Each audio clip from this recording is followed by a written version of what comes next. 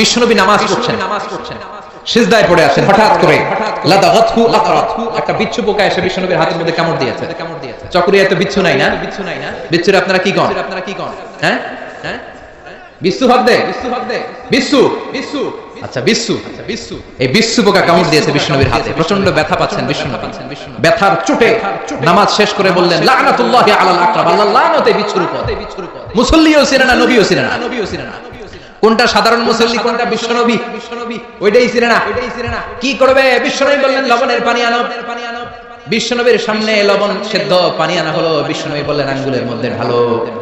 বিশ্বনবীর ব্যথা পাওয়া আঙ্গুলের মধ্যে ইনফেক্টেড জায়গায় গরম পানি ঢালতে শুরু করা হলো। বিশ্বনবী পড়তে আরম্ভ করলেন কুল হুয়াল্লাহু আহাদ আল্লাহুস সামাদ লাম ইয়ালিদ ওয়া লাম ইউলাদ ওয়া লাম ইয়াকুল লাহু কুফুয়ান আহাদ। পড়েন আল্লাহ।